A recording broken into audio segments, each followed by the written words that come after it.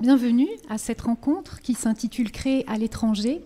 J'ai l'honneur de vous présenter les trois artistes qui vont participer à cette conférence. Robin Orlin, Victor de Oliveira et Arthur Nosiciel. Alors quelques mots justement pour vous les présenter. Je commence par Robin. Robin Orlin, vous êtes artiste, dites-vous, plutôt que seulement chorégraphe ou metteur en scène.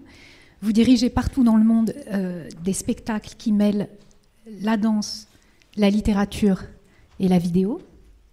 En France, vous avez réalisé votre premier film, Hidden Beauties, Dirty Histories, votre premier opéra avec le ballet des danseurs de l'Opéra Garnier, et votre première pièce de théâtre, Les Bonnes, en 2019, sur laquelle nous reviendrons. Dans le cadre du festival, vous présentiez, la dernière était hier, We wear our wheels with pride and slap your streets with color. We said bonjour to Satan in 1820. Vous êtes originaire d'Afrique du Sud et vous habitez Berlin. Arthur Nosiciel, vous êtes acteur, metteur en scène et pédagogue. Vous êtes le directeur du festival TNB et du Théâtre national de Bretagne, qui réunit en son sein un théâtre et une école supérieure de jeu. Vous venez de créer La Ronde d'Arthur Schnitzler au Théâtre national de Prague avec la troupe du National. Ce spectacle est repris ici. C'est un spectacle en tchèque, surtitré en français et en anglais. Vous êtes français et vous habitez Rennes. Victor de Oliveira, vous êtes acteur, metteur en scène et traducteur. Vous êtes né au Mozambique, pays que vous avez quitté à l'âge de 7 ans. Vous avez alors vécu au Portugal, où vous avez reçu une première formation d'acteur. Puis à Paris, où vous êtes entré au Conservatoire national supérieur d'art dramatique. À Rennes, vous présentez Limbo, deuxième volet d'une trilogie sur l'histoire de vos trois pays, le Mozambique, le Portugal et la France. C'est un solo que vous avez écrit et que vous interprétez. Vous êtes portugais et vous habitez Paris. Alors, maintenant que ces présentations sont faites, je voudrais dire quelques mots sur le déroulé de la discussion. J'ai imaginé 3 étapes à cette conférence qui suivent plus ou moins un fil chronologique, de manière à ce que les spectacles qui sont présentés ici au TNB soient envisagés dans la perspective plus large des parcours de ces 3 artistes volontairement tournés vers l'international.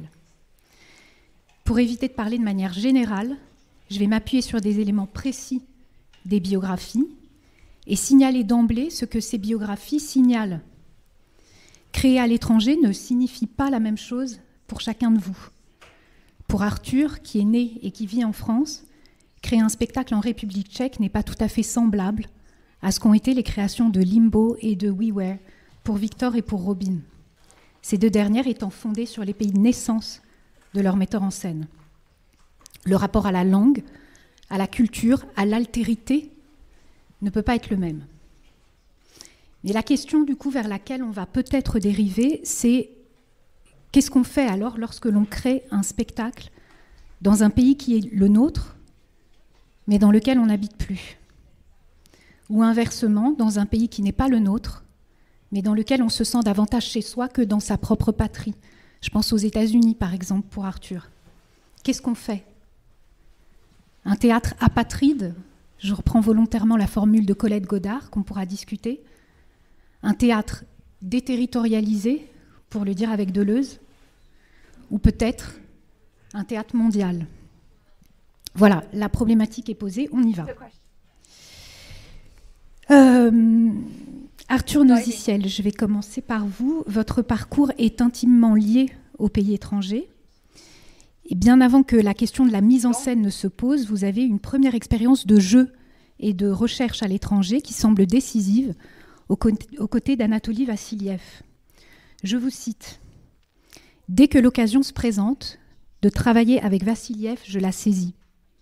À ce moment-là de ma vie, je porte en moi une forme de gravité. Lui demande la légèreté, la distance, l'humour. J'entretiens avec lui une forme d'échange intellectuel dans lequel je me sens bien, à ma place, libre. » Et vous ajoutez « le fait aussi d'être à l'étranger, probablement. » Fin de la citation. Pourriez-vous nous dire ce que cette première expérience de théâtre à l'étranger a ouvert il y a dans cette salle des jeunes artistes qui viennent de loin et qui font aujourd'hui la même expérience que vous il y a 30 ans, mais avec vous à la place de Vassiliev. Alors qu'est-ce que ça permet de jouer loin de chez soi, en dehors de sa langue maternelle, et en quoi est-ce que ça peut rendre libre ?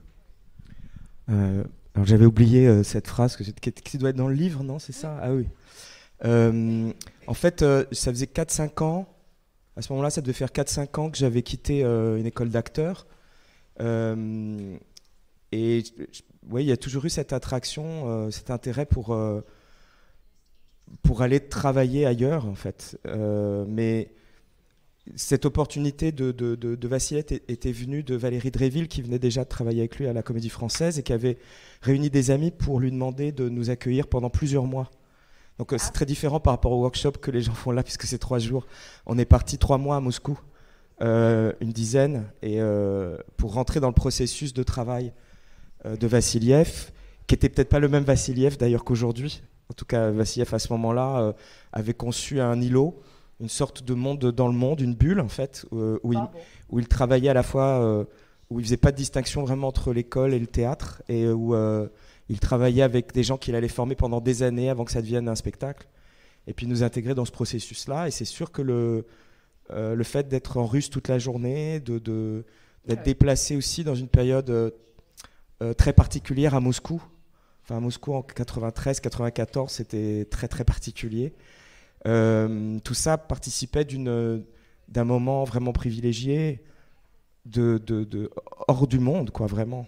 Et dans la découverte de quelque chose de très inédit à la fois de ce pays, et puis de la façon de travailler de Vassiliev, qui était hyper singulière aussi. Donc voilà, ça a été un moment comme ça très très fort. Et peut-être que j'avais déjà quand même pas mal voyagé, tout seul ou avec des amis. Et je pense qu'il y avait... et après, ça va participer au reste dans le travail. C'est-à-dire que quand à un moment, quand j'ai fait de la mise en scène, j'étais pas sûr de continuer, mais je me souviens avoir pensé et dit à mon père, qui me demandait si j'ai continué la mise en scène après mon premier spectacle. Je lui ai dit que je continuerais que si c'est à l'étranger. Je ne sais pas pourquoi cette phrase est sortie comme ça, mais je me voyais pas du tout metteur en scène français faisant des choses en France. Et c'est un peu ce qui s'est passé. Mais tu parlais de... Alors peut-être je digresse, mais tu parlais de la différence entre être français et créer à l'étranger, ou être en France et revenir à son pays. Et dans les spectacles que j'ai faits, il y a eu ça, partir créer à l'étranger, mais il y a eu aussi créer dans des pays qui avaient à voir avec l'origine de ma famille. Donc pas moi directement, mais mes parents, grands-parents. Donc il y a des déplacements de différentes natures comme ça. Et peut-être que cette capacité à travailler à l'étranger, parce que c'était le fruit d'un désir, mais aussi d'une facilité. C'est-à-dire que c'était pas, ça peut être difficile pour d'autres gens, mais venant d'une famille en partie immigrée, et ayant beaucoup entendu quand j'étais enfant mes grands-parents parler une langue qui n'était pas la mienne, le fait d'être dans des langues étrangères est pour moi quelque chose de familier, paradoxalement. Entendre autour de moi des langues que je ne comprends pas ne m'inquiète pas, me calmerait presque. Ça a quelque chose de maternel, même si ce n'est pas ma langue maternelle, mais ça a quelque chose de l'enfance. Et je pense que travailler à l'étranger et dans des pays différents, c'est le pays, parce qu'il y a la question de la culture et de comment cette culture va imprégner le travail, mais il y a surtout la question de la langue. Et peut-être que travailler à l'étranger, c'est travailler dans une langue, c'est habiter des langues. Mais peut-être tu pourrais nous dire très concrètement justement comment on travaille dans une langue qui n'est pas la sienne, comment on travaille avec des traducteurs. On va revenir précisément sur la ronde, mais tu peux nous parler de cette expérience de la ronde. Comment est-ce qu'on travaille quand ça n'est pas le même corps qui prend en charge le son et le sens ? C'est ça qui est intéressant aussi dans le fait de travailler à l'étranger, c'est de travailler avec d'autres corps. Et qu'il y a des formatages de corps depuis plusieurs années au niveau mondial, j'ai envie de dire. Mais ça, c'est Internet, c'est Instagram maintenant, etc. Donc tout le monde va faire de la muscu, tout le monde, les corps sont en train de se transformer. Donc c'est toujours bien. La Prague, c'était super pour ça, c'était de rencontrer des vrais corps, j'ai envie de dire. Mais il y a des pays où il y a des vrais corps encore. Mais sinon, en fait, c'est paradoxal parce que mon travail est vraiment basé sur le texte au départ. Donc on va dire que c'est très paradoxal de faire 6 semaines à la table sur le texte et d'aller le faire dans une langue étrangère. Mais en fait, je dirais que même quand on travaille en français, il faut l'aborder comme si on travaillait une langue étrangère. Le problème, c'est quand on travaille en français, les acteurs pensent qu'on parle tous la même langue, alors que même dans notre langue, on ne parle pas la même langue. Donc de toute façon, il y a un travail à déconstruire pour reconstruire une langue qui est une langue commune, qui est une langue qui appartient à l'ensemble des gens qui sont en train de faire ce spectacle. Et chaque spectacle est d'ordre d'une utopie, en fait. C'est de créer un monde où tout le monde parle la même langue. Mais même dans notre langue, on ne se comprend pas toujours. On n'a pas les mêmes histoires et les mêmes définitions derrière les mots. On n'a pas la même sensibilité à l'écriture. Donc de toute façon, après passer dans une autre langue, ça me fait gagner du temps bizarrement. C'est-à-dire qu'avec les acteurs français, je suis vraiment obligé d'insister sur cette dimension. Alors que quand je travaille à l'étranger, les acteurs acceptent d'entrée de jeu qu'on ne parle pas la même langue et qu'il y a un problème de traduction. Donc en partie, ce qui m'aide, c'est de dire, tenez, on va retraverser la traduction ensemble. C'est en fait un truc qui me permet de re-questionner les mots, la structure des phrases, la musicalité, etc. Ce qui permet de retraverser avec eux la traduction dans le sens fort du terme, c'est-à-dire le déplacement de la langue dans une autre pour un nouveau texte dans leur langue. Et moi, ça me permet de rentrer dans la pensée de la langue et donc dans la culture, en fait. C'est-à-dire que ce qui est beau dans le fait de créer à l'étranger, c'est que c'est pour moi, c'est vraiment le meilleur accès un des meilleurs accès pour rentrer dans une culture, puisqu'on rentre dans la langue et donc aussi dans la pensée, dans la façon de considérer le monde ou de le nommer. Donc ça raconte beaucoup sur le pays où on est et sur les acteurs et les actrices avec qui on est, qui partagent beaucoup ça. Donc c'est une façon c'est une façon de rentrer vraiment dans l'intérieur de la psyché, dans l'inconscient aussi, dans l'imaginaire. Et donc tout ce travail qu'on va faire en amont de traduction, d'écriture, oui, est une sorte d'entrée un peu magique dans une autre culture. Mais je dirais ça comme ça. Mais après, c'est vraiment pas un souci pour travailler avec les acteurs. Dans la direction d'acteurs, on m'interroge souvent par rapport à ça, mais l'acteur, c'est la voix aussi, c'est le corps, et ça ne trompe pas, c'est la vérité de la voix. Donc si on cherche quelque chose qui a à voir avec, oui, la vérité, enfin, c'est un mot un peu énorme comme ça, mais c'est quand même de cette chose-là qu'il s'agit. La vérité, on la sent, on l'entend dans toutes les langues, quelle que soit la langue, ça résonne d'une certaine façon. Ça se reconnaît immédiatement quand c'est vrai. Robin, Victor, je vais vous poser la même question, puisque jeune, vous avez aussi quitté vos pays d'origine pour aller redécouvrir votre discipline ailleurs. Robin, vous avez choisi d'étudier la danse à l'étranger, après y avoir été formée en Afrique du Sud. Vous êtes partie aux États-Unis. Qu'est-ce que ce voyage et cette redécouverte de la danse aux États-Unis, qu'est-ce que ça a permis, qu'est-ce que ça a changé et à quoi la danse classique était-elle associée en Afrique du Sud? I went to study in England at the London School of Contemporary Dance on a scholarship because there was nothing in South Africa at the time. It was the time of apartheid. There was only classical dance and there was no space for contemporary dance. Donc, je suis allée étudier la danse en Angleterre puisque j'ai reçu une bourse. Donc, je suis à l'école contemporaine pour la danse classique, puisqu'à l'époque en Afrique du Sud, c'était l'époque de l'apartheid, comme vous pouvez l'imaginer, et donc forcément il n'y avait pas grand-chose en fait pour tout ce qui est danse classique ou art contemporain. So when I went back to South Africa after my 5-year study in London, I realized that my training was like classical dance. There was no place for it in South Africa. Nobody was looking for Diversion of Angels and Clytemnestra, and I mean, it wasn't working. So I had to start working with the community. So I was forced to break barriers. Donc ensuite, quand je suis retournée en Afrique du Sud, après 4 ou 5 ans passés à Londres, je me suis rendu compte en fait que j'avais été presque exclusivement formée en danse classique, et ce qui n'était pas vraiment très recherché en fait en Afrique du Sud. C'était pas, on travaillait pas vraiment avec des danseuses classiques à l'époque, et donc c'est à partir de ce moment-là que j'ai compris qu'il fallait que je commence à travailler avec la communauté. My work in South Africa has always been political.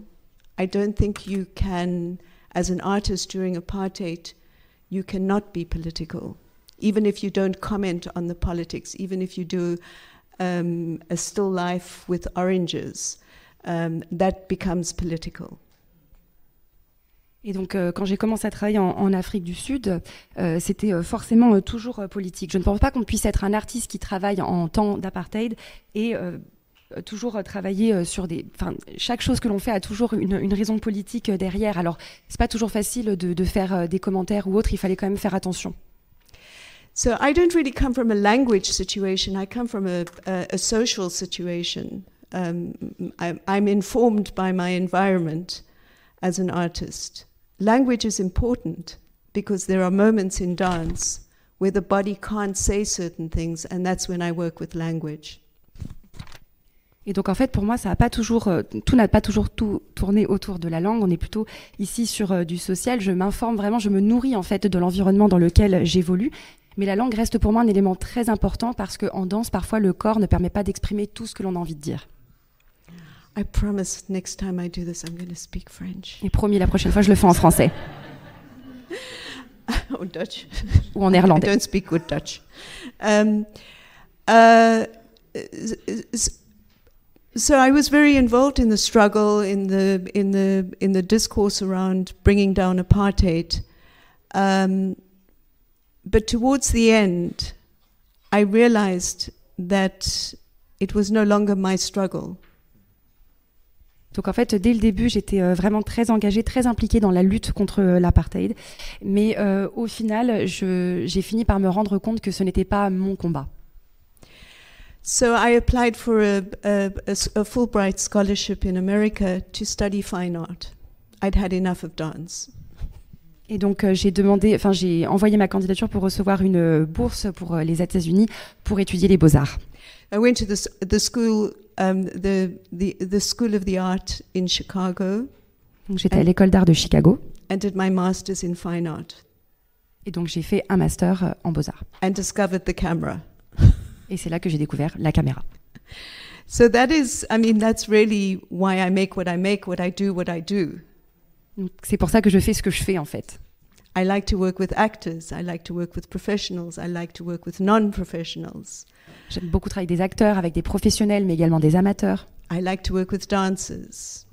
I like to work with architects, poets, musicians. I will work with whatever material is in front of me. J'aime beaucoup aussi travailler avec des danseurs, des architectes, des poètes, des musiciens. En fait, peu importe, j'aime travailler avec tout type de personnes. So that is my language. My language is all encompassing. Et ça, c'est mon langage. C'est la langue que j'ai choisie. C'est tout. Merci. Et Victor, je vais vous interroger à votre tour sur votre parcours. Le Mozambique natal, vous le quittez pour des raisons politiques. La guerre éclate. Vous avez 7 ans. Vous allez au Portugal. Mais qu'est-ce qui vous conduit, alors que vous commencez une formation d'acteur au Portugal, qu'est-ce qui vous conduit à faire un voyage vers la France pour continuer la formation en théâtre ? Bonne question. C'est difficile à répondre parce que c'est pas. C'est-à-dire que quand nous sommes partis du Mozambique, c'était vraiment le début de la guerre civile et c'était extrêmement compliqué parce qu'on vivait dans un régime marxiste-léniniste extrêmement dur. Il y avait à la fois la joie parce que c'était le début de l'indépendance et après il y avait l'horreur de début de la guerre. Il y avait toutes les ingérences parce que la guerre civile a commencé par des ingérences d'autres pays, le Portugal, l'Afrique du Sud et la Rhodésie, aujourd'hui Zimbabwe. Et tout ça était extrêmement compliqué. Et surtout aussi, ce qui était très compliqué, c'était la place de ce qu'on appelle, et je parle de ça dans Limbo, des métis, donc qui était vraiment un point essentiel de la colonisation portugaise, qui est très différente de tous les autres pays, toutes les autres colonisations donc de d'autres pays en Afrique. Et cette place-là était tellement compliquée que pour mes parents, parce que donc je suis fils de métis,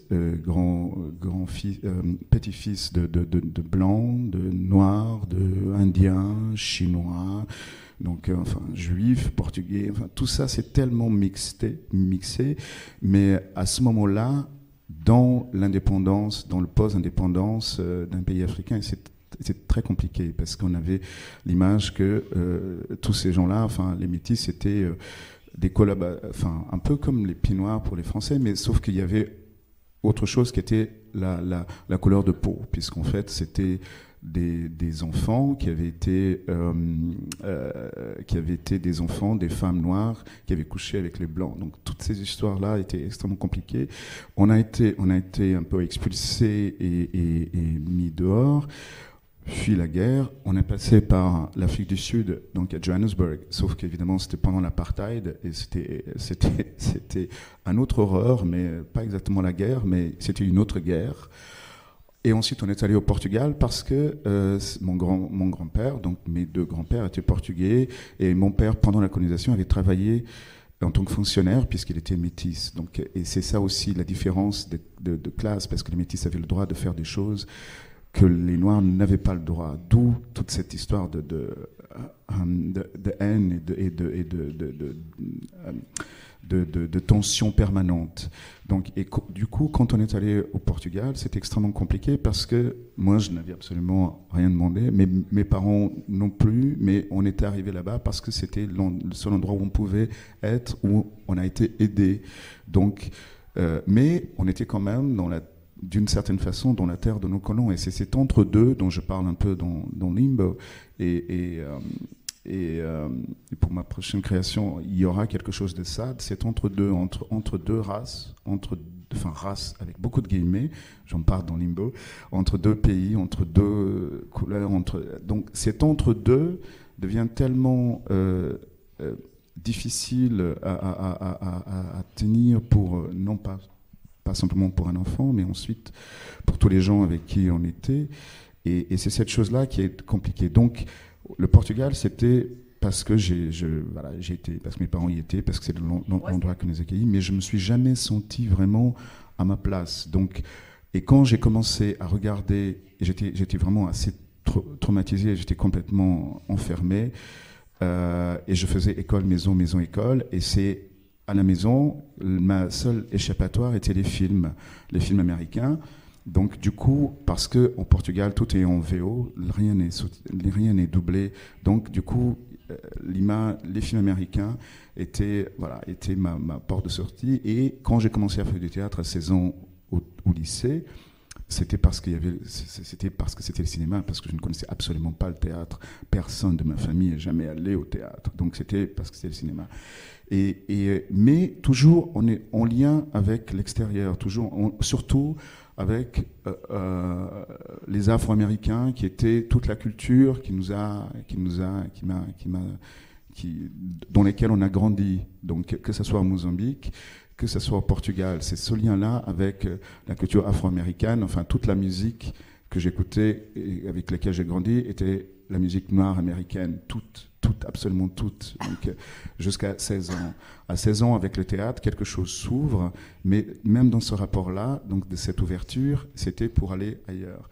Et Paris est venu, la France est venue, parce qu'à l'école d'acteurs où j'étais à Lisbonne, j'ai eu des intervenants français qui m'ont parlé donc, des écoles en France, et je me suis dit, bon, d'aller tout de suite à New York, ça va être très compliqué, je suis très jeune encore.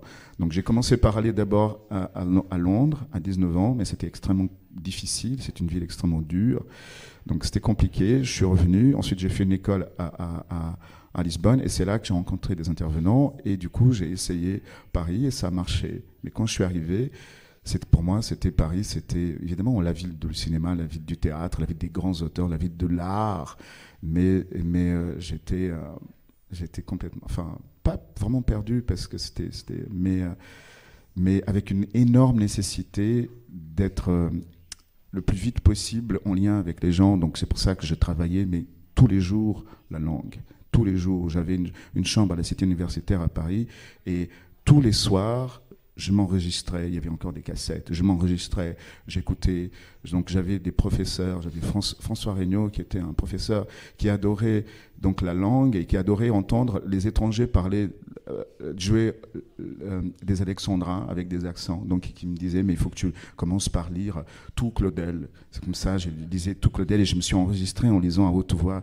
C'est une façon d'entrer dans la langue, d'entrer dans la rythmique de la langue et de chercher par là qu'est-ce qui peut être juste. Tout à l'heure, Arthur Neusissiel parlait de cette chose de vérité dans les langues qu'on domine à peu près ou pas exactement et comment j'arrive par l'oreille à saisir ça. Et encore aujourd'hui, c'est vraiment l'oreille qui me donne la justesse. Donc j'essaie de tenir sur mes oreilles pour arriver à trouver cette justesse-là. Mais voilà, tout ça, je ne sais pas si j'ai bien répondu, mais en tout cas, c'est cette digression sur qu'est-ce qui fait que je ne sais pas. Après, je suis toujours tourné vers les autres et les autres pays et les autres langues, parce que j'ai toujours été, enfin, je suis un exilé et je le serai toujours. Donc, et cette chose est là. Merci. Je vais rebondir tout de suite avec votre premier spectacle, justement, sur ce dialogue entre les deux langues. Arthur Neusissiel, le premier spectacle, c'est le Malade imaginaire. Vous le montez en France, mais avec le soutien de l'AFA, il part à l'étranger, longtemps, en Russie, en Géorgie, en Islande. Il tourne pendant plusieurs mois et vous choisissez de donner systématiquement un rôle, celui d'Esprit Madeleine Poquelin, à une actrice étrangère. Et donc, au milieu du spectacle, le spectacle est ouvert en deux avec l'apparition d'un fantôme, mais l'effet d'étrangeté, si j'ose dire, est doublé parce que ce fantôme parle une langue étrangère au spectacle lui-même. Est-ce que vous pourriez nous dire ce que vous cherchiez, ce qui se jouait pour vous dans ce dialogue entre deux langues? En fait, la langue ça produisait un effet d'étrangeté pour les Français, mais en fait, on était à l'étranger. Donc, en fait, la langue étrangère était la langue des gens qui étaient dans la salle.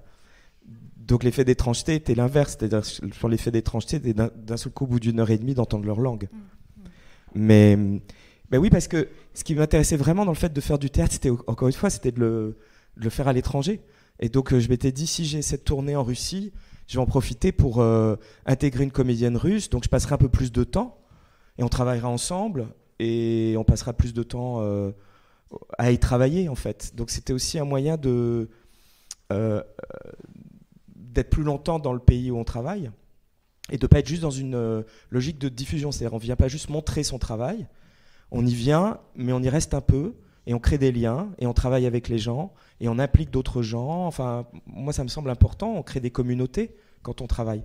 Et puis, par ailleurs, ça avait un sens dramaturgique, puisque la pièce était justement sur le fantôme, sur la fille inconnue, sur la question de la transmission. Et donc, il y avait ce monologue pris en charge par l'actrice russe ou islandaise, mais à un moment, elle communiquait avec un acteur en français, et c'était très très beau d'entendre un acteur et une actrice parler chacun leur langue, mais donnant le sentiment qu'ils se comprennent parfaitement, et avec, je pense aussi, pour le spectateur, l'impression de comprendre quelque chose, et de manière un peu vicieuse, je supprimais le surtitrage à ce moment-là. Et donc, tous les gens étaient au même point, tous les spectateurs étaient au même point, personne ne comprenait une partie de la scène. Mais ça permettait de garder à la scène aussi une partie de son secret, puisqu'on assistait à quelque chose qu'on ne devrait pas voir. Et donc, en même temps qu'on révélait quelque chose par la langue étrangère, on l'empêchait pour d'autres. Ça jouait pour ça. Mais ensuite, le fait de... Je l'ai refait sur ce spectacle, et puis après, c'est vrai que ça a été tout de suite après les États-Unis et Black Battles with Dogs, qui était l'adaptation en anglais de Combat de nègres et de chiens, qui n'aurait pas dû être Combat de nègres et de chiens, qui aurait dû être Le Retour au désert de Bernard-Marie Coltès, qui est une pièce que je préférais. Et c'est là que j'ai compris aussi quelque chose sur la façon de comment j'avais envie de travailler, c'est comment on relie ce qu'on fait à un contexte. Et donc, j'ai pas l'impression de faire un théâtre hors sol. C'est-à-dire que je m'étais dit, Le Retour au désert à Atlanta, ça n'a pas beaucoup de sens. En plus, on était avant les Twin Towers. Donc la question des conséquences de la guerre d'Algérie dans la province française des années 60, à Atlanta, je ne voyais pas comment on allait faire le lien. En revanche, Combat nègre et chien, qui pose la question de la peur que va susciter la présence d'un ouvrier africain sur un chantier de blanc, dans la ville de la ségrégation raciale aux États-Unis, oui, d'un seul coup, il y avait quelque chose qui me semblait beaucoup plus pertinent. Et donc, je dirais que tout ce que j'ai pu construire à l'étranger s'est nourri de la ville, du pays, de la langue, de l'histoire politique, du lieu où j'étais. Et donc, on ne choisit pas les mêmes projets pour Boston et pour Atlanta. Et Combat nègre et chien, c'était à Atlanta. Et quand j'ai travaillé à Boston, j'ai fait d'autres choses. Mais je pense qu'il y a toujours un lien. C'est important qu'il y ait un lien parce que c'est quelque chose qui va ensuite être inspirant, tout simplement. C'est-à-dire qu'on va commencer à créer des liens, des connexions avec cet environnement, avec l'histoire de cet environnement, comme quand Jules César de Shakespeare m'avait été demandé à l'American Repertory Theatre à Boston, c'était l'année d'élection, et j'avais bien compris que s'il me demandait de faire Jules César, c'était parce qu'on sortait des années Bush et qu'il voulait un spectacle qui parle de ça finalement. Mais c'était comment, évidemment, contourner un peu cette évidence. Mais le théâtre des années 60, c'est la ville de Kennedy, on est dans la construction d'un modèle politique qui est inspiré de l'Empire romain. Enfin, il y avait beaucoup de choses qui faisaient que d'un seul coup, ça m'a donné des lignes fortes, esthétiques et politiques et dramaturgiques pour la création. J'aurais pas fait Jules César de la même façon si je l'avais créé à Paris, évidemment. Mais en revanche, ce que j'ai toujours fait de tous mes spectacles étrangers, américains, islandais, norvégiens, russes, je ne sais même plus en quelle langue, tchèque, c'est que je les ai toujours ramenés en France. Et que quelque part, le retour de ces spectacles en France, c'est aussi une façon de partager avec un public français une expérience, mais aussi quelque part faire une espèce de transfert du sens. Et un spectacle va se lire d'une certaine façon dans un contexte, à un pays, à une certaine période, mais va se lire autrement dans un autre contexte et une autre période. Et là, ce que j'ai essayé de faire aussi, c'est justement de les jouer dans la durée. Et si je prends le cas de Jules César, c'était intéressant, ce spectacle créé aux États-Unis, en sortant des années Bush, et où arrive un jeune démocrate, Barack Obama, en rivalité avec Hillary Clinton, et qui avait ça dans Jules César, cette promesse-là, et que quand on l'a repris, par exemple, au TNB, 8 ans plus tard, c'est Trump. Et que d'un seul coup, toute la pièce se transforme et devient comme quelque chose qui s'inverse réellement pour les interprètes et pour les spectateurs. Robin Orlin, en 2019, vous montez Les Bonnes en France, et avec 3 acteurs français, et vous ne faites pas traduire le texte, vous le maintenez dans son originalité. Est-ce que vous pouvez nous dire d'où vient ce projet qui est très singulier, puisque c'est le seul projet de théâtre dans toutes vos aventures artistiques, c'est le seul projet de théâtre sur un texte donc, qui a une langue très particulière, celle de Genet.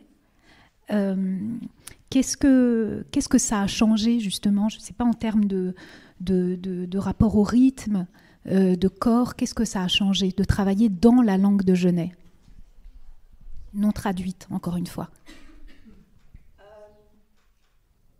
Well, I mean, I don't really see myself as a theatre director. Alors en fait, je ne me vois pas vraiment comme une metteuse en scène.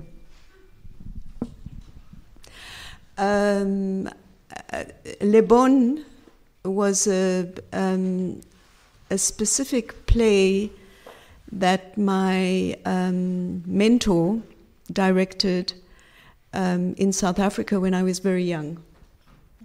My mentor is the late Barney Simon. And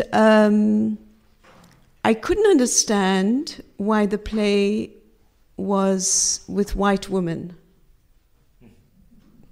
I was 14, it was the height of apartheid. The story was about maids. I really couldn't understand why it was with white women, and very hysterical white women. Alors Les Bonnes, c'est une pièce assez particulière qui avait été en fait mise en scène par mon mentor quand j'étais jeune, mon mentor Bonnie Simon.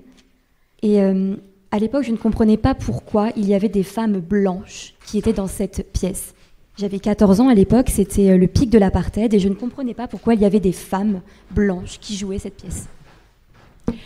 So I'm getting old now, and I decided that it was time for me to try my hand to direct this play.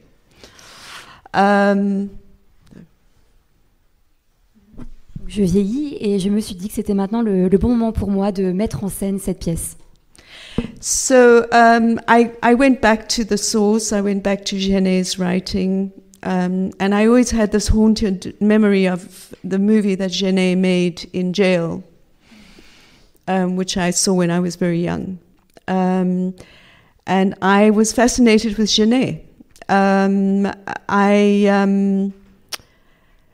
I did a bit more research and read that Genet wrote this play in jail, and it was meant to be performed by men. En fait, je suis retournée à la source, je suis revenue aux écrits de Genet, et je me souvenais du film que Genet avait produit quand elle était en prison. Je l'avais vu quand j'étais très jeune, et j'ai toujours été fascinée par son travail. Et j'ai fait davantage de recherches et je me suis rendu compte que Genet avait justement écrit cette pièce quand elle était en prison et qu'elle avait été écrite pour des hommes. So I went about doing it in French, with French actors and with men. And that's how the piece transpired. But in the back of my mind, I took an old movie that was made by a British director who's not at all well known, and I can't remember his name because I'm getting old. But I showed this movie to the actors with Glenda Jackson and who else was in it? I can't remember. Another famous British actress, actor was in it. And it was a movie of the play, and I mean Glenda Jackson is a brilliant actor, and so is her counterpart. But there was a kind of a hysteria that was very upper class, and I realized, and I don't mean to critique their acting, but I realized that it didn't come from a working class situation. There was a hysteria that I couldn't stand. So you better translate. Alors j'ai ensuite décidé de mettre en scène cette pièce en français avec des acteurs français, donc des hommes. Et c'est comme ça que j'ai réussi justement à faire transpirer finalement le texte de Genet. Et j'avais aussi dans le coin de ma tête un film que j'avais vu quand j'étais plus jeune également. Alors je me souviens plus du nom du metteur en scène, il était britannique, mais je vieillis comme je vous l'ai dit, donc je ne m'en souviens plus. J'ai montré ce film à mes acteurs, et il y avait aussi plusieurs acteurs très connus, des acteurs britanniques, je ne me souviens plus trop de leur nom, je sais qu'il y avait Glenn Jackson. Et en fait, ce film m'a beaucoup aidé. C'était un film qui s'inspirait de la pièce. Glenn Jackson était vraiment brillant dans ce film. Et dans ce film, il y avait la notion de l'hystérie, cette hystérie qui était liée à la classe supérieure. Et en fait, bon, je ne voulais pas critiquer le jeu des acteurs, mais je n'étais pas du tout d'accord avec cette hystérie autour de la classe supérieure. Il n'y avait pas du tout la classe ouvrière, et je ne me retrouvais pas du tout dans ce film. So I worked with 2 French black actors and 1 white actor as Madame.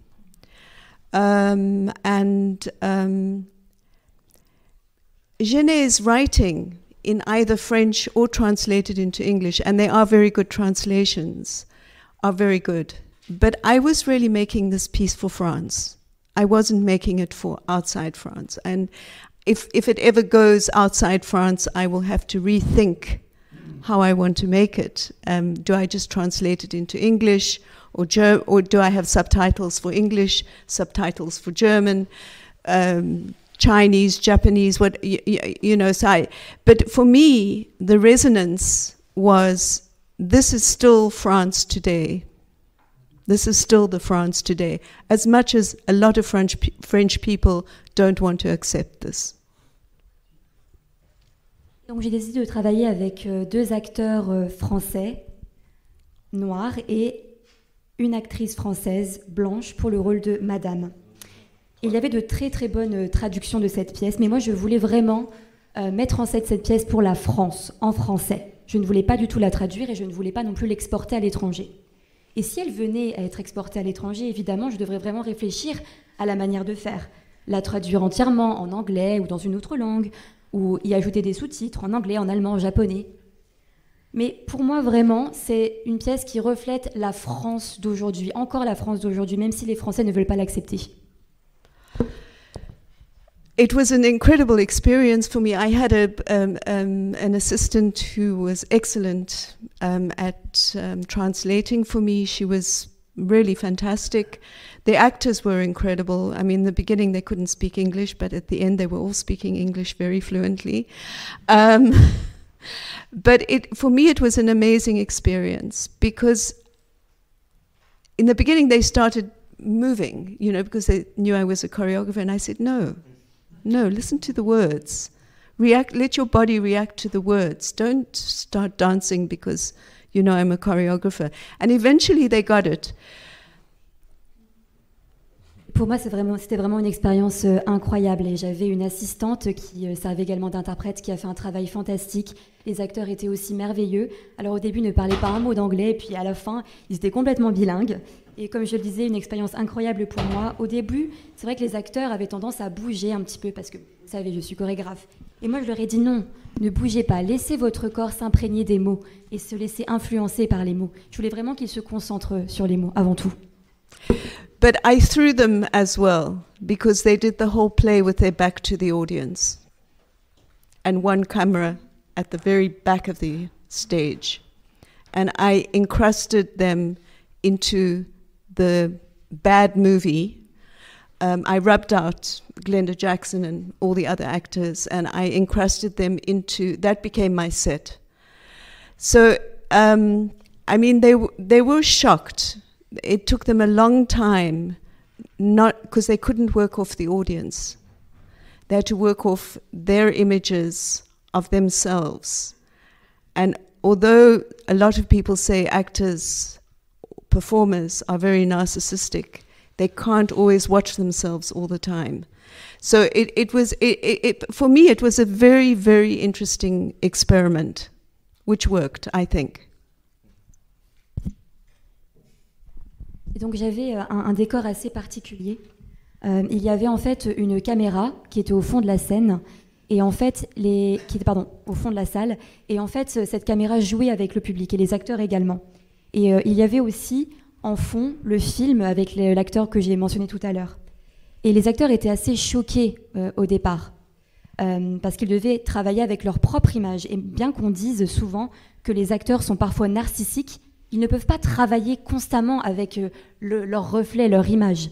C'est trop difficile pour eux. Just to add to that, because I start to work now more and more in real time, the composer and the musician took the sound from the movie, the music from the movie, and in real time on the side of the stage was recreating sound. And it's the beginning of actually what you see now with the rickshaws. It's a beginning of a very different way of working for me. Et en fait, je travaille de plus en plus en temps réel. Alors sur scène, nous avions en fait un compositeur et un musicien qui repassaient aussi les musiques du film. Et donc ainsi, on pouvait recréer des sons sur scène. Donc c'était vraiment en temps réel. Et c'était vraiment les prémices de ce qu'on voit aujourd'hui avec les rickshaws. So Gené's writing worked for me in French. It was all encompassing. To sum up. Donc pour résumer, les écrits de Gené, pour moi, devaient être en français. C'était vraiment là la base de tout mon travail et l'essence de mon travail. Oui, mais je voudrais rebondir, moi, en vous posant une question, parce qu'on comprend très bien, justement, votre volonté d'être au plus près de Genet, en restant, en vous maintenant dans sa langue, en choisissant des acteurs, justement, pour les rôles de Claire, Solange et Madame, tels que Genet le voulait. Alors on voit bien comment dramaturgiquement, comment littérairement le projet vous le concevez, mais concrètement, quand vous arrivez face à une équipe et avec laquelle vous ne parlez pas la même langue, est-ce que des difficultés se posent et est-ce que ne pas parler la même langue que ces interprètes redistribue d'une manière ou d'une autre la question du pouvoir du metteur en scène face à son équipe? Very good question. Question, merci. Answer. I always work off the people that I work with. So I work off the actors, the text, the visual, the sound, the body. Everything is happening at the same time. And as much as the actors are discombobulated, I'm also discombobulated. And so we start on a very level plane, and I become just as vulnerable as the actors. And this is good for actors. I don't think it's good for dancers. Dancers freak out. But it's very good for actors. And that became the source of working. And we worked with each other. There's a connection. There's a kinetic. Something happens in this situation, it's very beautiful. So really, what's happening for me? Oh God, translate. Sorry. Alors par où commencer? Parce que cette question est très difficile. Alors moi, il faut savoir que je pars toujours des acteurs, du texte, des corps. C'est par là que je commence. Et en fait, tout a lieu finalement en même temps. Et si les acteurs sont complètement confus ou déconcertés, eh bien sachez que moi aussi. Et donc finalement, nous sommes sur un pied d'égalité. Et donc je deviens aussi vulnérable que mes acteurs. Alors ça marche bien pour les acteurs, pour les danseurs, c'est un peu plus compliqué parce qu'ils ont tendance à un peu paniquer. Et donc c'est devenu vraiment la source de mon travail. On travaille ensemble. Il y a une véritable connexion qui se crée, quelque chose qui se passe. Et c'est très joli à voir. Il y a toute cette approche kinétique aussi qui a lieu. Et c'est vraiment très très joli à voir et on est sur un pied d'égalité. Now, if you say I've forgotten what I was going to say, I have to speak French. J'ai oublié le reste de la question, pardon.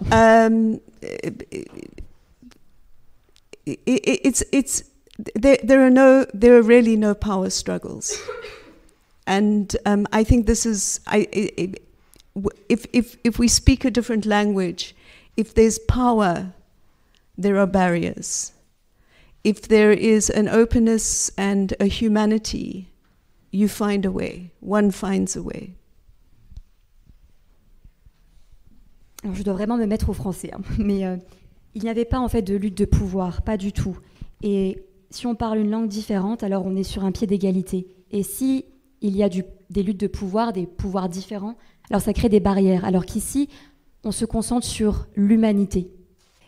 Victor, Limbo est le second volet d'une trilogie. Le projet 1 était Incendie de Mouawad, que vous avez traduit vous-même du français au portugais. Comme acteur, vous aviez joué Incendie sous la direction de Stanislas Nordet, en français. Est-ce que la traduction vous a fait redécouvrir le texte et qu'est-ce qui a changé dans cette traversée d'une langue à l'autre?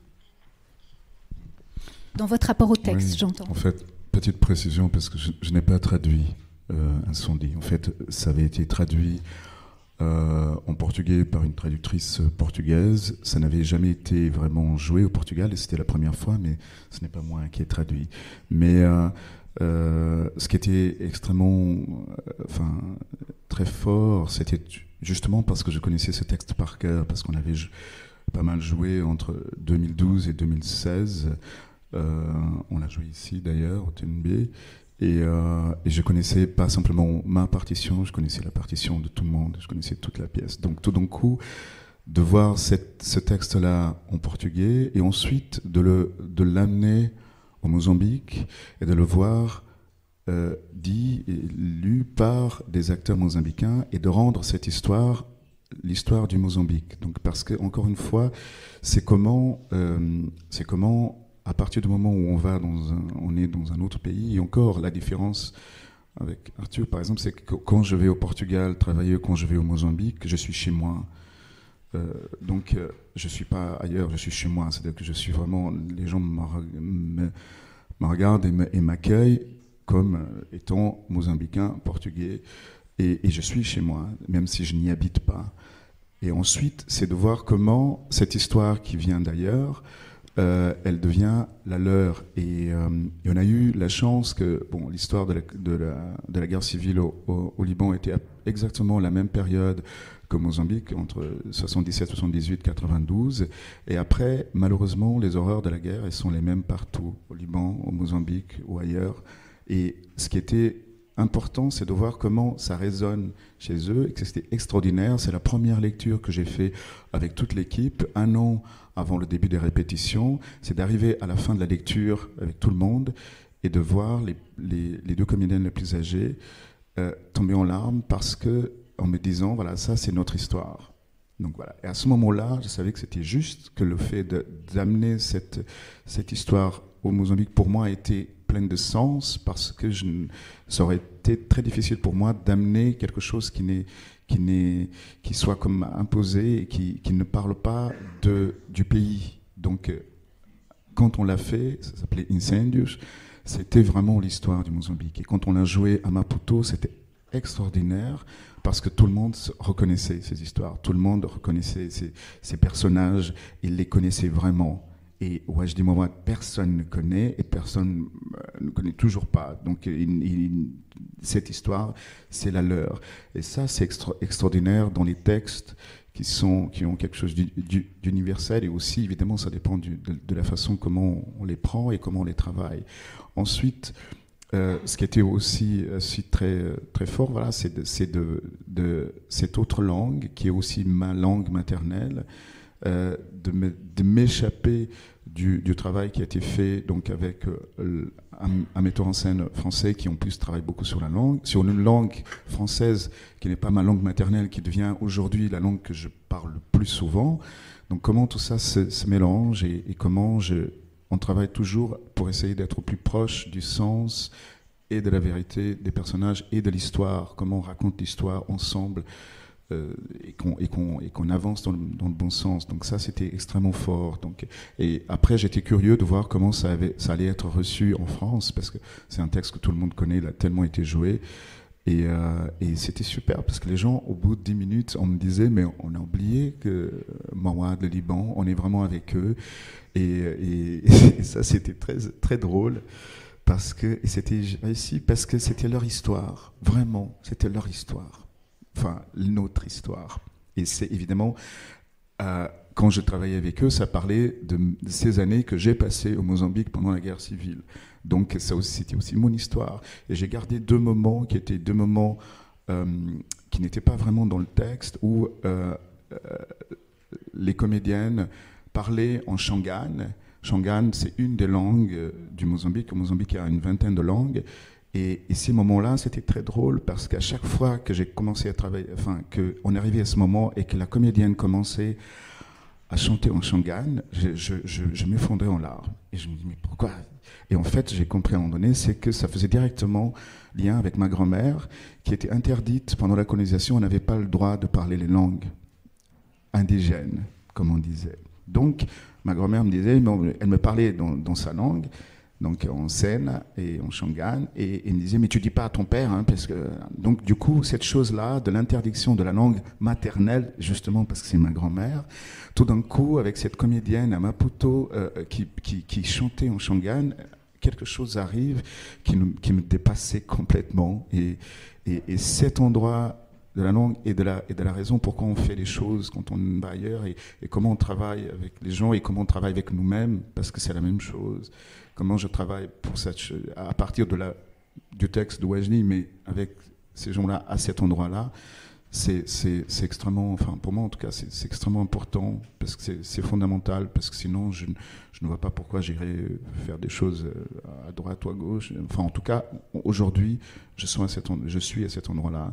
Donc du coup, avec Limbo, c'est encore je creuse davantage encore cette histoire-là, et avec Les Sables de l'Empereur, on va aller encore plus loin, parce que toute une partie, donc c'est le projet que je vais faire l'année prochaine, toute une partie du texte sera jouée en Shangan.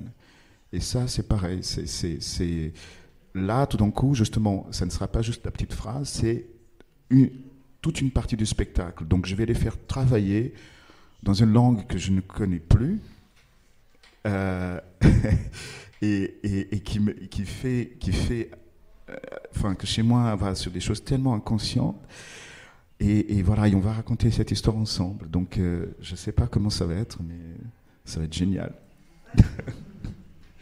Est-ce que l'histoire du Mozambique, elle était dans votre tête au moment où vous jouiez avec Nordé le texte de Mouawad en français, ou est-ce que cette histoire-là et l'imaginaire de votre pays, il s'est ouvert avec justement ce projet traduit en portugais et rejoué au Mozambique? Au moment où je le jouais avec Stan, c'était pas vraiment là, même si c'était là d'une certaine façon, parce que je jouais donc Nirad, qui est un jeune soldat, et le Mozambique, pendant toute mon adolescence, quand je vivais au Portugal, j'ai grandi toute mon adolescence à entendre parler de mon pays comme un des pays les plus pauvres au monde, un des pays où il y avait le plus grand nombre d'enfants soldats. 2 de mes cousins étaient des enfants soldats et qui après la guerre civile, après la fin de la guerre civile, n'avaient plus de vie, étaient alcooliques, qui sont morts complètement. Voilà. Donc, je ne peux pas aller sur le plateau jouer un homme qui est un enfant soldat et regarder les gens et dire oui, on tuait des enfants comme des pigeons, sans y arriver sur le plateau avec qui je suis et ma vie et les gens que je porte en moi, ils sont là, ils m'accompagnent. Donc non, c'est-à-dire que évidemment Stan on parlait pas du tout de ça, mais quand je vais sur le plateau, j'arrive avec qui je suis. Donc j'arrive avec tout mon bagage et toutes ces histoires de création de personnages, forcément, je fais avec. Donc, oui, le Mozambique et mon expérience étaient derrière. Et quand j'ai eu l'opportunité de faire quelque chose au Mozambique, grâce au soutien du Centre culturel franco-mozambicain, qui est heureusement et malheureusement la plus grande institution culturelle au Mozambique, Incendie est venu comme une évidence. C'était évident que c'était ça.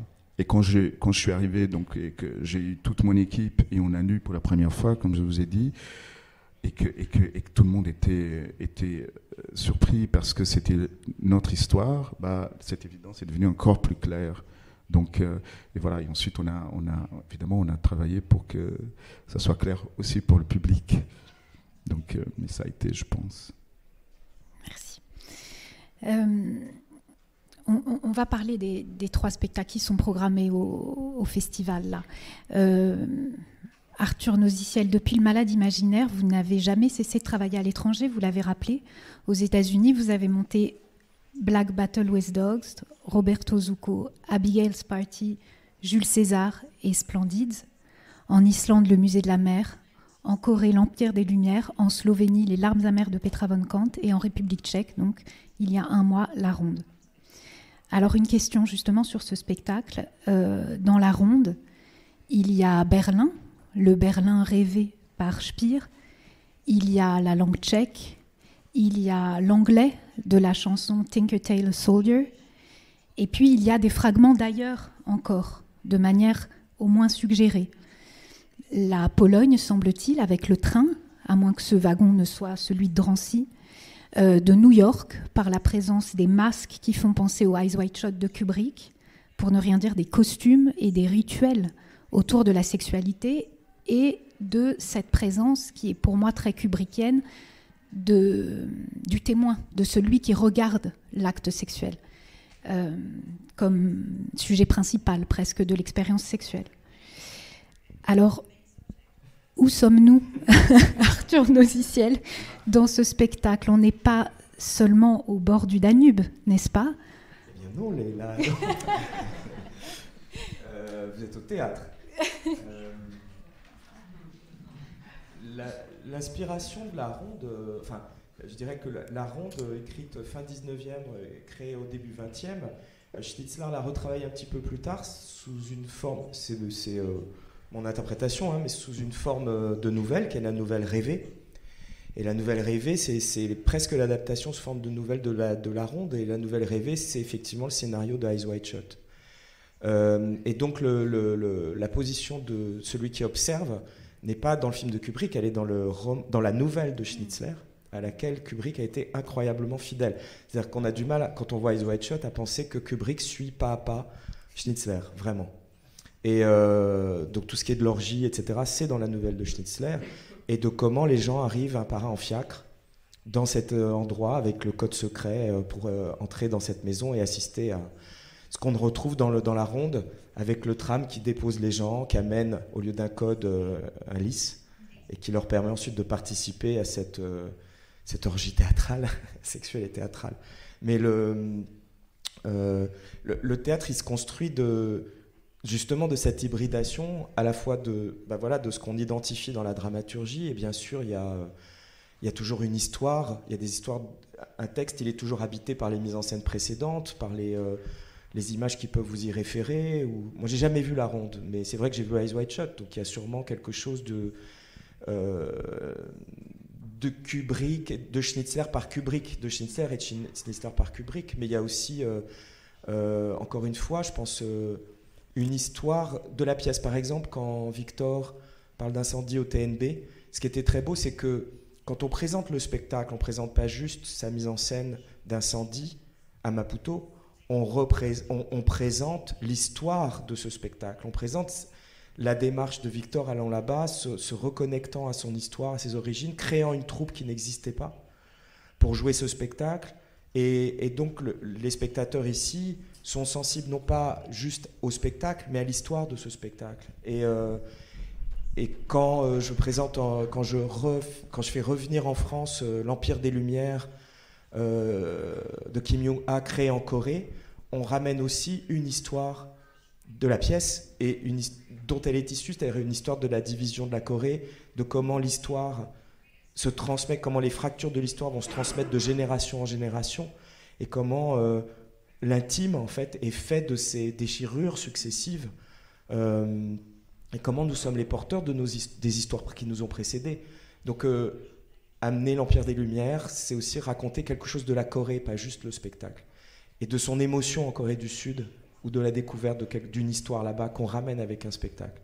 Et donc, quelque part, pour la ronde, c'est un peu la même chose. Il y a aussi une histoire de la pièce qui a été un des premiers livres brûlés par les nazis, une pièce que Schnitzler a voulu lui-même interdire en Autriche et en Allemagne parce qu'il ne supportait plus les attaques antisémites contre la pièce, qu'on a voulu penser être des attaques contre le sujet de la pièce, mais ça le dépassait largement. Et puis, quelque chose aussi de Prague, qui n'était pas hyper conscient au début, mais plus j'y étais dans les 2 mois de répétition, et plus ces intuitions de ramener l'Allemagne nazie, la montée du fascisme avec le plan de Speer, c'est-à-dire de la ville rêvée par Hitler mais qui n'existera pas, me permettait de faire arriver aussi les personnages d'un monde qui n'est pas un monde réel, mais qui aurait pu être un monde réel, mais le fait qu'il n'ait pas existé ne veut pas dire qu'il n'existera jamais non plus. Et ça permettait aussi de créer un lien entre le passé et le futur, et de mettre des personnages dans cet entre-deux, dans ces limbes aussi, entre le passé et le futur. Un monde qui a été pensé, mais parce qu'il a été pensé, il aurait presque pu arriver, tout ce qui est pensé, à un moment peut trouver sa traduction dans le réel. Et donc j'avais envie qu'il y ait ce plan de Speer comme une menace, qui n'est pas juste une menace historique des années 30, mais une menace qui est toujours là. Et que, par ailleurs, étant à Prague, j'étais aussi, même si je ne l'avais pas vu venir, j'étais aussi dans une ville qui a été un berceau du judaïsme en Europe. Les plus vieilles synagogues, on raconte que le golem dort encore dans la plus vieille synagogue de Prague. Et donc, au bout d'un moment, on finit par voir ce qu'on ne voit plus, c'est-à-dire ceux et celles qui ont disparu. Alors, je relisais aussi Sebald quand j'étais là-bas, j'ai voulu relire Austerlitz, ce qui se passe à Prague. Et donc, j'avais envie, je l'ai rarement fait, mais là, je repassais par tous les lieux cité par Sebald dans le livre, qui raconte justement ce qui est advenu de la mère de Jacques Austerlitz, voilà, comment elle était raflée puis déportée, et que finalement, cette présence de tous ces absents à Prague a fini aussi par nourrir le projet, et que de manière très inconsciente, consciente inconsciente, même s'il y avait l'idée de ce tramway, ce qui s'est passé qui n'était pas prévu, c'est tout de suite, mais que j'ai inventé comme ça quelques jours avant la première, c'est le moment où ils montent tous dans le train pour partir, et qu'effectivement une image est apparue, qui était là, de manière subconsciente, qui était là sans être là, mais que ce que j'aime dans le théâtre, c'est ce travail avec le conscient et l'inconscient, et qu'à un moment on est traversé par quelque chose qu'on a mis en place de manière inconsciente, et qu'à un moment l'image apparaît, et elle vous dit, c'est ça que tu as fait en fait. Et j'ai eu un espèce de choc en voyant, je me suis retourné vers Ricardo, qui est mon décorateur, qui est cubain, qui a aussi une histoire très compliquée d'exil entre Cuba, l'Argentine et les États-Unis.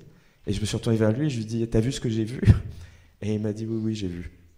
Et après, il m'a dit, mais t'es sûr que tu le savais pas? Je dis, non, je savais pas. Mais c'est arrivé comme ça. Et d'un seul coup, le spectacle avait... c'était le 5e élément, quoi. La chose qui allait donner sa perspective à l'ensemble. Parce que moi, je peux pas faire la ronde en illustrant la ronde. Je peux pas mettre la ronde avec des gens... avec des jarretières, des guêpières, des gens qui sautent au-dessus des canapés et qui se poursuivent dans les placards pour s'envoyer en l'air. Donc en fait, ça m'intéresse pas. Ce qui est intéressant, c'est qu'est-ce que raconte la pièce en creux. C'est comment on révèle aussi quelque chose de l'inconscient de l'auteur, comment on révèle un contexte, et comment, si on lit bien un texte, et c'est ça que sert ce travail de table et de traduction, c'est une pièce qui n'est pas réaliste, c'est un rêve. C'est comme la nouvelle rêvée, comme Eyes Wide Shut, les yeux grands fermés. Ça veut dire ça, ça veut dire voir au-delà du visible, quelque chose qui est là et qui est... Et donc la pièce commence par « Viens mon ange ». Et il y a quelque chose qui amène déjà dans un autre univers et qui se termine par « Est-ce que c'est vraiment comme ça que ça s'est passé ?» Et la réponse c'est « Bonne nuit, bonjour, bonjour ». Bon, voilà. Et il y a quelque chose vraiment d'onirique. Et donc, on peut pas être dans la. Je ne comprends pas les adaptations naturalistes de la ronde. Vraiment, je ne comprends pas. De toute façon, je ne comprends pas le théâtre naturaliste. mais la ronde, c'est vraiment un rêve éveillé. Et donc, avec des personnages qui se questionnent toujours sur la réalité de ce qui est en train de se passer. Donc, ce qui me plaisait, c'était ça. C'était de mélanger l'histoire, la petite histoire, l'histoire intime, cette quête d'amour qui n'est jamais rassasié, puisqu'en fait ce monde en train de collapser est un monde qui n'est plus mené que par l'argent et où il n'y a plus ni spiritualité ni amour. Et donc dans cette quête effrénée où le sexe est devenu un truc d'échange, en fait, un truc qui permet, chaque relation sexuelle permet d'accéder à un nouvel échelon social dans la pièce, c'est de s'élever socialement. Mais il n'est jamais question d'amour, il n'est jamais question d'échange. Les personnages... Le texte, les personnages restent tout le temps à la surface, il n'y a jamais de profond. Il y a une séparation de l'âme et du corps en permanence. Et donc c'était ça aussi, c'était séparer le haut et le bas, l'âme et le corps. Et c'est Eros et Thanatos complètement, c'est-à-dire aussi cette sexualité en danger de mort, qui est la syphilis, mais qui a été plus tard le sida, qui est la montée du fascisme, qui est l'invention du capitalisme qui commence à prendre des formes de plus en plus violentes. C'est ça la ronde. C'est pas juste des gens qui s'envoient en l'air. Donc il y avait à la fois dans la scénographie, dans le traitement physique qu'on a fait avec Fia sur justement la sexualité dans l'œil de la personne qui regarde et dans une façon de l'interpréter de manière carnavalesque, enfantine et burlesque et en même temps primitive. Voilà, c'était d'opter de toutes ces séparations dont je vous parle et d'assembler tous ces éléments qui ont nourri le spectacle. Donc à la fois une histoire de la pièce, puis la création dans un contexte aussi particulier, dans une ville, entre Vienne et Prague, il y a 3 heures de train. Enfin, donc dans un endroit qui a été quand même un berceau de l'Europe, de ce qui nous constitue. Robin, je vais vous poser aussi une question qui concerne l'espace. Par rapport à We Were, dans ce spectacle, vous nous faites voyager dans l'espace et dans le temps. Nous sommes dans les rues de Johannesburg, du temps de l'apartheid, avec ces hommes chevaux qui tout à la fois répètent et délirent les actions des rickshaws, mais nous sommes aussi de manière très affirmée dans l'ici et maintenant de Rennes, novembre 2022. Les spectateurs sont invités à s'engager dans la représentation avec leur corps, leur voix, et à communier, pour ne pas dire prier, avec les danseurs autour de la mémoire de ces travailleurs rickshaw. Est-ce qu'on peut dire que ce spectacle est définitivement ouvert sur le monde, mondial peut-être, aussi parce qu'il embrasse précisément la foule nécessairement cosmopolite des spectateurs? Qu'est-ce que vous cherchiez avec cette communion avec la salle? Normally, I come from a country where if you like what you're seeing, you throw money on the stage, or if you don't like the character, you stand up and you shoot the screen, or there's an automatic audience participation, which is not the case in most other countries and continents. Alors en fait, moi je viens d'un pays où finalement le public participe toujours. En fait, si on aime bien ce qu'on voit, on a tendance à jeter peut-être des sous sur la scène ou autre, et si on n'aime pas, eh bien on peut envoyer n'importe quoi d'autre. En fait, le public a toujours participé. Je pense que c'est quelque chose qui fait vraiment partie de la culture de mon pays aussi, et qu'on ne retrouve pas dans d'autres pays. And this is the case in a lot of my pieces. I made this piece during the lockdown. During the several bouts of COVID, and I realized it was going to be very difficult to. I believe in audience participation, not just because they want to participate. I don't want them to feel they have to participate. So it's a different kind of thing. In the beginning, I used it differently, but when I was making work earlier, but I wanted the audience to understand what it's like to really be in a rickshaw, to really pull a rickshaw. And in the time of COVID, it was almost impossible. So we did the best we could. And I'm sure had it not been COVID, I would have been more divisive and found other ways of including the audience in this experience. The thing about the rickshaws is the rickshaws were basically slaves. They were called horses, jokingly, by the Zulus, because the Zulus have a great sense of humor, because we Africans do have a very good sense of humor. But there's something incredibly sad, and the only way I could actually do it was at the end, to have that epitaph about what's happened to the Zulus. D'ailleurs, en fait, si on regarde le travail que j'ai pu faire par le passé, ça a toujours été le cas. J'ai toujours cette participation du public. Et en fait, cette pièce, c'est une pièce que j'ai écrite pendant le confinement, entre les différentes vagues de confinement à cause du Covid. Et en fait, moi, j'ai toujours adoré voir le public participer, mais je n'ai pas non plus envie qu'ils se sentent forcés de participer à cette pièce. En fait, ce que je voulais ici, c'est je voulais vraiment que le public comprenne ce que ça voulait dire être conducteur de pouce-pouce. Et forcément, c'était quelque chose de très compliqué à mettre en place à cause du Covid. Et je pense que je les aurais peut-être inclus de plein d'autres manières différentes dans la pièce si il n'y avait pas les restrictions du Covid qui étaient en place. Ce qu'il faut savoir, c'est que les conducteurs de pouce-pouce, c'était vraiment sont de véritables esclaves. Et s'ils sont appelés chevaux, c'est uniquement parce que les Zoulous et les Africains, de manière générale, ont un grand sens de l'humour. Mais il ne faut pas oublier que c'est une histoire qui est profondément triste. Et c'est exactement pour ça qu'à la fin, je voulais vraiment faire cette épitaphe qui parle de ce qui est arrivé à ces personnes. I know a lot of my work, people have to think about it afterwards. I'm not critiquing French audiences or European audiences. I mean, they get very excited afterwards and they have dinner and they discuss the show. I'd like them to do it during the show. And I'm not sure how to do that yet. I'm still trying. Et en fait, je sais que mon travail fait beaucoup réfléchir, notamment les Européens. Et je sais que, alors sans vouloir critiquer bien évidemment les publics français, allemands ou autres, mais je sais que généralement ils regardent ma pièce de théâtre et puis ils rentrent chez eux et ils en discutent autour d'un bon repas. Mais moi, c'est pas ça que je veux. Je veux vraiment qu'ils réfléchissent à mon travail pendant qu'ils sont en train de regarder la pièce. Alors, j'ai pas encore compris comment le faire, mais j'y travaille. I mean, admittedly, in Theatre de la Ville, if they don't like the show, they slap the seats and they walk out. That's the most you can get from, or a person walking out during a show. You know, that's a big statement. It's a contribution. But what was your other question? You asked me two questions about the audience.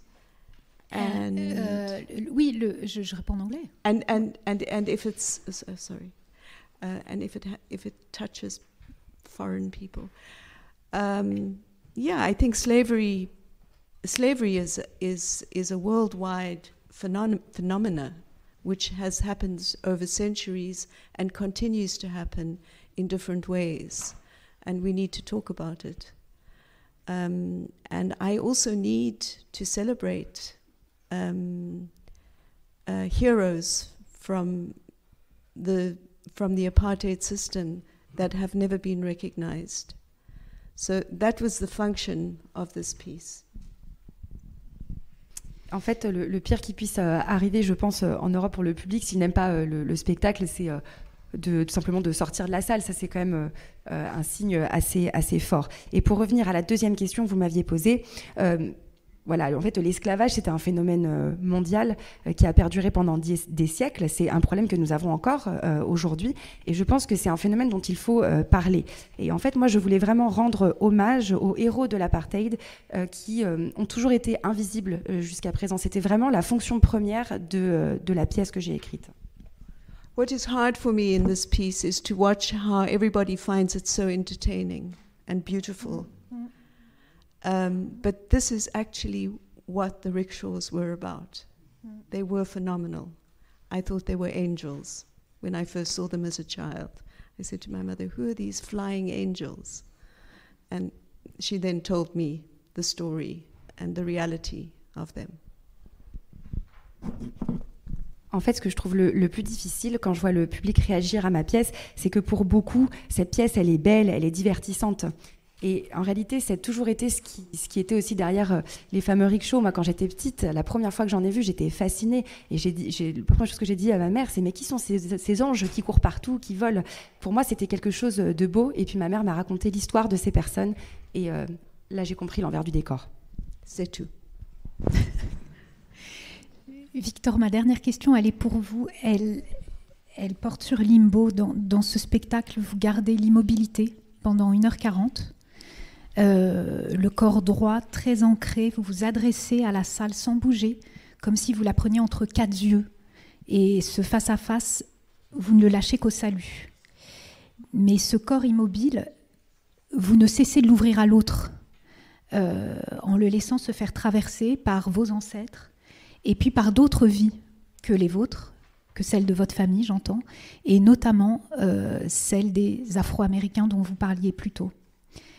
Est-ce que c'est votre corps, est-ce qu'on peut dire ça, est-ce que c'est votre corps qui devient monde dans Limbo, et par là même qui résout la contradiction identitaire autour de laquelle que vous questionnez tout au long du spectacle? Est-ce que je suis blanc, est-ce que je suis noir? Est-ce que c'est pas dans votre corps, précisément en ce il devient monde, que cette contradiction se résout et est dépassée? C'est tellement bien dit que du coup c'est difficile à répondre parce que, il me semble que vous voyez des choses que pour moi peut-être je suis pas encore, je sais pas encore. Cette immobilité dont vous parlez, en fait, elle est venue parce qu'à un moment donné, justement, donc dans cet espace qui a été créé, donc j'ai créé l'espace tout seul, je n'avais pas suffisamment de fonds, d'argent pour travailler avec quelqu'un. Donc voilà, j'ai pensé à un espace dans lequel il me semblait être juste. Et ensuite, voilà, quelqu'un est à l'intérieur, un acteur est à l'intérieur, en l'occurrence moi. Et ensuite, quand les textes ont commencé à venir et quand j'ai commencé à travailler en répétition, plus j'ai essayé des choses dans cet espace, plus le mouvement me semblait pas juste, me semblait trop fabriqué. Et j'ai toujours été dans ma formation, et même pendant une bonne partie de mon travail d'acteur, on m'a toujours parlé de moi comme un acteur physique. Donc, je sais pas, un acteur, parce que j'ai aussi travaillé avec des chorégraphes, mais au-delà de ça, voilà, mon corps passe, les mots passent par le corps. Donc, mon corps, il vit et il bouge, et même s'il est presque immobile. Donc, de cette chose-là, à un moment donné, il a fallu justement trouver pourquoi je dois bouger. Alors, si je n'ai pas une raison de bouger, je ne bouge pas, surtout dans cet espace-là. Donc, et ça, c'est quelque chose aussi que, si l'acteur s'il n'y a pas une raison pour que j'aille de A à B, pourquoi le ferais-je? Donc, il n'y a aucune raison. Donc, s'il n'y a pas de raison, tu restes. Et ensuite, ce que peu à peu, ce qui est venu de cette mobilité et comment j'entre dans le corps et j'entre dans les mots, et là, les mots, ils passent vraiment par le corps. Oui, ça, il y a quelque chose qui me dépasse parce que il y a tellement de, comment vous dire, oui, les mots ils sont là et ils sont donnés. Et il y a beaucoup de choses. Chaque représentation est vraiment très particulière parce que la partition est la même, mais la façon que j'ai de la jouer n'est jamais exactement la même. Donc, jamais, vraiment. Et sur chaque chose, sur chaque partie du texte et sur chaque moment, même quand ce sont les mots du père qui me traversent, ou qui est celui qui bouge le plus, disons comme ça, parce qu'il est vraiment comme ça, il y a quelque chose, oui, qui me dépasse. Et ce n'est pas simplement une question de travail d'acteur. C'est autre chose qui se joue, et c'est en cela que j'ai un peu du mal à vous répondre, parce que je ne sais pas encore. Peut-être que d'ici quelques temps, quand j'arriverai je ne jouerai plus Limbo, peut-être qu'il y aura quelque chose qui sera plus évident pour moi. Mais aujourd'hui encore, je sais pas très vraiment. Hier encore, je parlais avec quelqu'un à la fin qui me disait des choses qui m'ont tellement surpris. Où ça va? Je sais pas. Je sais pas. Et donc, voilà, j'ai vraiment du mal. Votre question, elle est tellement bien que elle va rester. Il va falloir que je réfléchisse vraiment, parce que je ne sais pas encore. Je ne sais pas encore. Arthur, tu voulais réagir? Parce que je pense que le lieu de la mémoire, c'est le corps. Donc, alors qui plus est pour l'acteur ou l'actrice, quelque part, ou le danseur, l'interprète, mais le lieu de la mémoire étant le corps, il se passe des trucs. Oui. Merci beaucoup, merci à vous. Et oui, est-ce qu'il y a des questions? On a peut-être 10 dernières minutes pour des questions. Bonjour, merci. Moi, je me demande comment vos projets, vos postures d'artistes associés, de directrices de théâtre public, interagissent avec des États qui sont parfois et souvent peut-être sexistes, transphobes, coloniaux, et qui bâtissent des frontières qui vont de la Méditerranée à la porte d'un théâtre, avec des projets qui sont, avec des projets engagés dans des histoires qui parlent de la colonisation, mais dans un monde qui n'a pas fini de coloniser. Du coup, je me demande comment vos postures et vos projets interagissent avec l'État comme entité, avec un majuscule, un E majuscule. Enfin, je sais pas, c'est des expériences qui sont à chaque fois tellement différentes, tu peux pas les généraliser comme ça, en fait. Et je pense vraiment, enfin, ça a l'air banal de dire ça, mais je pense que c'est quand même ce chantier-là qui est opéré par plein d'artistes dans plein d'endroits, avec des œuvres qui circulent, c'est quand même une des meilleures façons d'irriguer et à la fois de soulever les questions, de rencontrer un public pour ça et d'impliquer des artistes et des gens qui y participent. Enfin, je pense que et puis, en fait, moi j'ai aimé travailler dans des pays compliqués comme ça. Parce que les choses, elles sont jamais, c'est jamais noir et blanc, quoi. C'est pas aussi simple que ça. Et donc, j'ai travaillé dans des pays avec par exemple, alors c'est des expériences différentes, mais avec une censure, avec vraiment des gens qui viennent des renseignements généraux, qui viennent voir les répétitions, qui vous demandent de couper des choses, et c'est extrêmement violent. Enfin, je veux dire, c'est des choses qui viennent... Parce que moi, je suis extérieur, donc je peux dire, en faisant un spectacle, j'en ai rien à foutre, je fais ce que je veux et vous débrouillez après, je rentre dans mon pays. Mais les gens y restent, il y a des gens qui travaillent sur ce spectacle, il y a des gens qui ont investi du temps, qui ont investi des moyens, donc c'est pas à moi de prendre la décision, par exemple. Quand j'ai eu à prendre des décisions, j'ai voulu les prendre avec les gens sur le plateau, avec les acteurs et les actrices sur le plateau, pour savoir c'était eux qui allaient être en danger, pas moi. Moi, j'allais rentrer. Donc en fait... Enfin ça c'est un cas particulier de pays où il y a une censure forte, mais à part ça, s'il y a vraiment un champ où on peut contrer la question de l'assignation, c'est quand même encore le champ de l'art. Public et ou privé. Mais pareil, public, ça ne veut pas dire grand-chose, parce que public ici n'a rien à voir avec public aux États-Unis, qui n'a rien à voir avec public en Afrique du Sud ou je ne sais où. Donc, et privé ne veut pas dire la même chose ici et dans un autre pays. Donc, c'est très difficile de répondre à cette question de manière un peu générale, je crois. I'm not quite sure I understood your question. Je ne suis pas vraiment sûre d'avoir compris votre question, je suis désolée. But I'm going to try and answer something. And I'm going to talk slow. I'm going to talk shorter, so I don't talk long. Je vais essayer d'y répondre quand même et je vais essayer d'être brève et de faire des pauses. But as a person that makes work, I cannot control everything. En tant que personne qui écrit des pièces, je ne peux pas tout contrôler de bout en bout. I cannot. There's a point at which I have to give a piece over to the performers and hope they have embraced it in the way we worked. À partir d'un moment, en fait, je dois juste laisser la pièce aux acteurs, aux actrices, et j'espère qu'ils réussiront finalement à se l'approprier de la bonne manière, ou en tout cas de la manière sur laquelle nous avions travaillé ensemble. But when it comes to the public, I have absolutely no control. Mais je n'ai aucun pouvoir sur le public, je ne peux pas le contrôler, ni contrôler ses réactions. When I did the opera at the Paris, when I worked with the opera, the second night. Alors j'ai travaillé avec l'opéra et lors de la deuxième nuit de représentation, the manager of the theatre said to me to please exit out of the main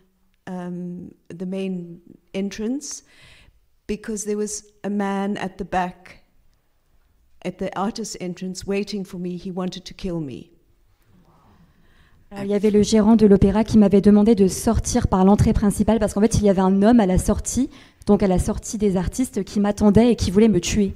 I was petrified. I mean, I was really scared. I mean, I'm a foreigner in France, and some opera lover is very angry with me, and they want to kill me. J'étais pétrifiée, hein. J'étais morte de peur parce que je venais en France et il y avait quelqu'un qui était tellement en colère contre moi qu'il voulait en venir aux mains et me tuer. I can't control him. Je ne peux pas contrôler cette personne. In the same way as the dancers went on strike because of me. The Corps de Ballet went on strike because of me, because they didn't like what I was doing, which was deconstructing their world. They didn't like that. C'est les danseurs qui ont fait grève à cause de moi, parce qu'en fait, ils n'aimaient pas ce que je faisais, ils n'aimaient pas le fait que je, finalement, déconstruisais complètement leur monde et le monde que je voyais. And the premise of this opera was I couldn't work with African dancers, I couldn't bring Africa into the opera, I had to work with the opera dancers, so I worked with the situation. It was the first time I worked with incrustation, and I brought up a lot of questions that the dancers couldn't. It was difficult for them to handle, But at the same time, I also gave them power because of the way I work. So when Brigitte Lefebvre said to me, "You've given the dancers too much power," I said, "No, it's absolutely fine. If they don't want to do the piece, we find a way to establish why they don't want to do the piece." And I think these things are very important. When I said to them, "Okay, how many black dancers are there in your corps de ballet? How many black friends do you have? How many black people are there in this building?" Et donc, selon les conditions de l'organisation de la pièce, je ne pouvais pas venir et travailler avec mes propres danseurs, donc je devais travailler avec les danseurs de l'opéra. Et je devais faire avec, c'était vraiment une première pour moi. Et j'ai soulevé beaucoup de problématiques, beaucoup de questions qui étaient très difficiles à gérer par les danseurs. Et en même temps, je leur donnais quand même beaucoup de pouvoir, grâce à ma manière de travailler, grâce aux questions que je soulevais, aux problématiques que je soulevais. Et Brigitte Lefebvre me l'a reproché. Et moi, je lui ai dit, mais non, ce n'est pas un problème. Si les danseurs ont trop de pouvoir, s'ils ne se sentent pas capables de faire la pièce, ce n'est pas grave, on va travailler ensemble, on va essayer de comprendre pourquoi c'est trop dur pour eux. So there's a certain amount of stuff I can't control, but there's certain things I know I need to do. The rickshaw piece was, everything was second-hand. The costumes, the hats, all the crocheting was done by a group of women, refugee women in Berlin. I mean, there are ways that you have to start working. And I think more and more it's going to be stronger and stronger because the money is going to get less and less for us. Et par exemple, il y a beaucoup de choses que j'ai dû changer. Et malgré tout, je sais pourquoi je fais les choses et comment je dois les faire. Et par exemple, pour le spectacle du rickshaw, tout était des produits, enfin on n'a utilisé que des produits de seconde main. Donc par exemple, le crochet était réalisé par des réfugiés à Berlin. Et je pense que c'est vraiment quelque chose qui va prendre de plus en plus de place, de plus en plus d'ampleur, parce qu'on a de moins en moins d'argent. Et donc ça va devenir finalement inévitable de travailler de cette manière.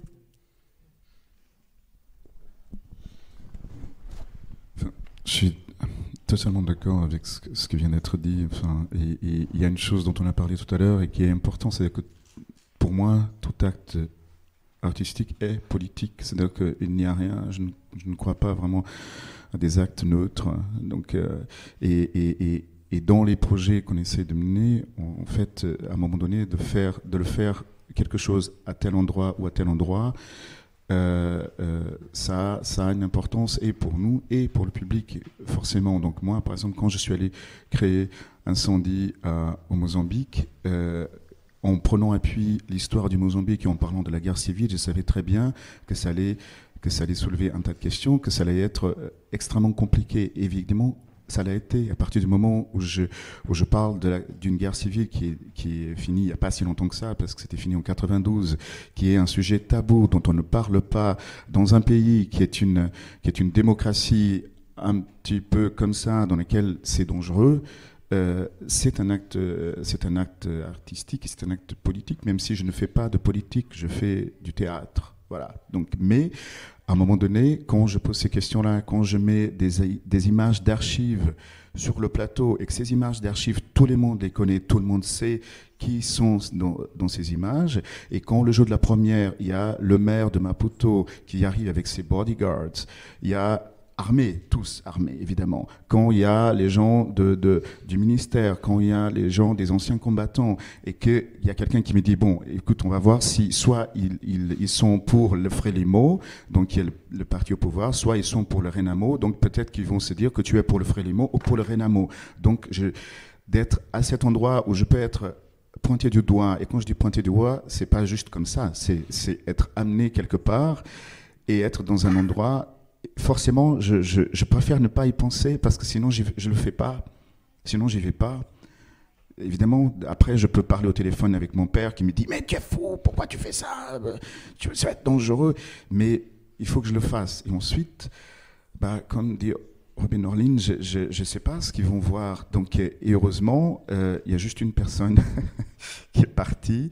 Mais le reste du public était content, les gens se sont levés, les gens étaient extrêmement, profondément émus, parce que justement, c'est ça aussi le rôle du théâtre, c'est que ça va au-delà juste de l'histoire d'être pour ou contre, et de juste ce que chacun d'eux voit, et ce qu'il voit, c'est l'histoire de ces personnages, c'est l'histoire de Nawal et de ses enfants, donc dont Incendie, c'est l'histoire de Nawal et ses enfants. Il y a autour de ça toute la guerre, les uns et les autres, mais c'est l'histoire de cette femme et de ses enfants.